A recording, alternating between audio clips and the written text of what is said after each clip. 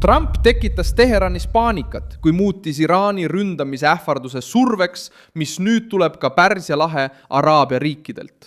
Sellel teisipäeval, 19. mail 2026, astusid kriisi keskmesse Katar, Saudi Araabia, Araabia Ühendemiraadid, Kuveit ja Bahrein. Pärast seda, kui nad hoiatasid, et revolutsiooniline kaardivägi ei tohi kogu piirkonda sõtta tõmmata, kasutades selleks väljapressimist, rakette, droone ning hirmu nafta ja energia pärast.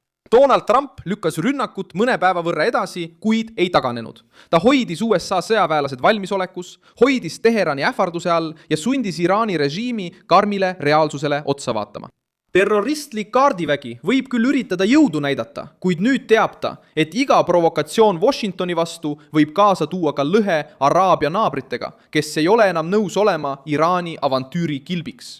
Ma räägin sulle sellest kõigest kohe, aga nüüd tahad sa kindlasti olla kanali tellija, et olla hästi informeeritud, reaalajas teave, kõigi aegade parima ajakirjandusliku kvaliteediga, usaldusväärsuse standardil Milson Alvese. Viimane kord, kui Pärsia lahe Araabia riigid Iraani vastu ühinesid, oli Iraani-Iraagi sõja ajal, aastatel 1980 kuni 1988. Kui lahe riikide valitsused toetasid Bagdadi, et takistada Iraani islamirevolutsiooni levikut.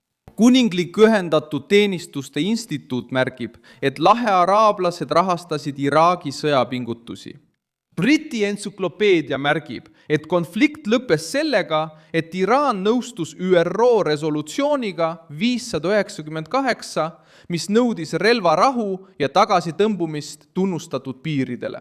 Alandus oli nii suur, et 1988 aasta juulis ütles Ajatollah Khomeini ise, et relvarahu aktsepteerimine oli hullem kui mürgi joomine, nagu tol ajal kirjutas Los Angeles Times. Just sellepärast on praegune Araabia hoiatus Teheranis nii kaalukas. Kui Pärsia laht sulgub Iraani režiimi vastu, tuleb ajatolladele see tavaliselt kallilt maksma. Trump ei võtnud ähvardust tagasi. Ta avas lihtsalt lühikese akna läbirääkimisteks, hoides Ameerika Ühendriikide sõjaväe valmis tegutsema, kui Iraan ei nõustu vastuvõetava kokkuleppega. Valge Maja esitles edasilükkamist kui austust lahe liitlaste vastu, kuid tegelik surve langes Teheranile. Kui Araabia liidrid paluvad Washingtonil mõneks päevaks tagasi hoida, ütlevad nad ka Iraanile, et piirkond ei aktsepteeri revolutsioonilise kaardiväe seiklusse kaasa tõmbamist. See, mis Teherani raputas, oli lihtne. Iraan ei tegele enam ainult Ameerika Ühendriikidega. Nüüd peab ta arvestama Katari, Saudi Araabia, Araabia Ühendemiraatide, Kuveidi ja Bahreiniga. Riigid, kes ei soovi, et nende rafineerimistehased, gaasiterminalid, sadamad, lennujaamad ja sõjalised rajatised muutuksid vasturünnakute sihtmärkideks. Revolutsiooniline kaardivägi püüdis muuta ähvarduse jõuks, kuid lõpuks hirmutas isegi naabreid, kes varem olid püüdnud hoida mõningaid dialoogikanaleid avatuna. Trump kasutas seda käiku enda kasuks. Rünnakut edasi lükates asetas ta araablased kriisi keskmesse ja tegi selgeks, et lõplik otsus jääb endiselt Washingtoni. Iraan võitis mõned päevad, kuid ei saanud turvalisust. Teheran peab nüüd otsustama, kas pidada läbirääkimisi loa alusel või anda terrorikaardiväele vastutus eskalatsiooni eest, mis võib kogu Pärsia lahe leekidesse lüüa ja režiimi veelgi isoleerida. Levivad teated, et Trumpi vestlus Araabia liidritega toimus vahetult enne teadet operatsiooni edasilükkamisest. Katar, Saudi Araabia ja Araabia Ühendemiraadid toetasid rohkem aega läbiräägitud lahenduse leidmiseks, sest nad mõistavad, et otsene rünnak Iraani vastu võiks esile kutsuda vastureaktsiooni kogu ajaloolise struktuuri vastu. See näitab, et Trump ei karda. Hirm peitub naaberriikide kalkulatsioonides, kes tunnevad revolutsioonilise kaardiväe meetodeid. Kui ta kaotab jõudu otseses vastasseisus, püüab ta levitada kahju läbi relvarühmituste, droonide ja rakettide. Iraani revolutsiooniline kaardivägi kannab poliitilist kaalu, mida ei saa eirata.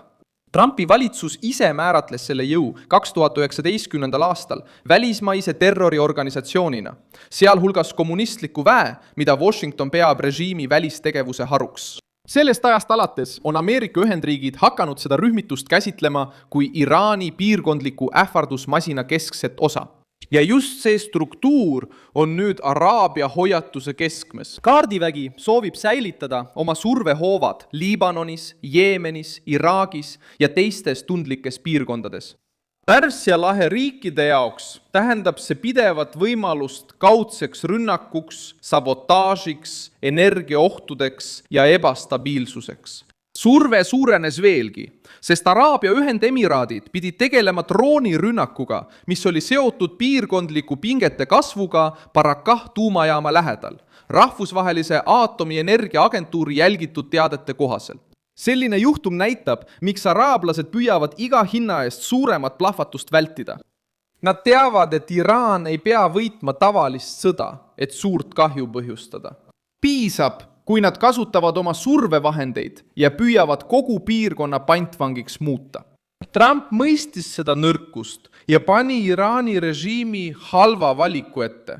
Kui ta muutub karmimaks, kaotab ta ohvri narratiivi ja näib otsese ohuna omaenda moslemitest naabritele. Kui ta ründab, võib ta sundida Araabia riike veelgi tihedamale koostööle Washingtoniga. Seetõttu ei tulene paanika Teheranis ainult Ameerika sõjalisest paanikast. See tuleneb võimalusest, et revolutsiooniline kaardivägi tembeldatakse teguriks, mis ohustab kogu Pärsia lahe stabiilsust. Samal ajal Ameerika Ühendriikides pooldavad Trumpi karmimad liitlased veelgi jõulisemat vastust Iraani režiimi vastu. See ähvarduse ja lühikese aja kombinatsioon jätab kaardiväele vähem võimalusi, sest sunnib režiimi reageerima ilma täieliku kontrollita narratiivi üle. Laheäärsed riigid ei soovi revolutsioonilise kaardiväe tekitatud kulusid kanda. Nad ei taha, et nende linnu kasutataks kilbina, et nende baasid muutuksid sihtmärkideks või et nende turud häviksid Teheranis tekitatud energiakriisi tõttu. Viimane hoiatus oli tegelikult suunatud terroristlikule kaardiväele. Igasugune provokatsioon Ameerika Ühendriikide vastu võib pöörduda Iraani enda vastu, sest piirkonna kannatus hakkab otsa saama. Trump võidab samuti poliitilist mänguruumi, näidates end liidrina, kes kuulas liitlasi enne tegutsemist. Ta hoiab rünnaku tagasi, kuid ei loobu ähvardusest. Ta annab läbirääkimisteks mõned päevad, kuid hoiab sõjalise juhtimise valmis. Ta lubab araablastel proovida eskalatsiooni vältida. Aga ta teeb selgeks, et Iraanil ei lubata vabalt edasi liikuda tuumaambitsioonide, piirkondliku väljapressimise ja relvastatud rühmitustega, nagu poleks midagi juhtumas. Naftaturu reaktsioon ja hirm energiaobjektide pärast seletavad, miks see hoiatus on nii kaalukas. Järgmine samm sõltub Iraani vastusest. Kui Teheran nõustub läbirääkimistega, millel on reaalsed piirangud tuumaprogrammile ja vähendab oma relvastatud rühmituste tegevust, saab Trump ajutist tagasiminekut esitleda survevõiduna. Kui kaardivägi jätkab eskaleerimist, on Valgel Majal olemas soovitud argument. Nad püüdsid kuulata liitlasi, andsid diplomaatiale võimaluse ja liikusid edasi ainult seetõttu, et Iraani režiim valis vastasseisu. Mina olen Milson Alves, rahvusvaheliste suhete spetsialist ja minu eesmärk on hoida sind iga päev tõe põhjal hästi kursis. Uudiste lingid on video kirjelduses. Pane sellele videole like, telli kanal ja vaata lõpus kommentaare, et olla veelgi paremini seotud Milson Alvesi kogukonnaga.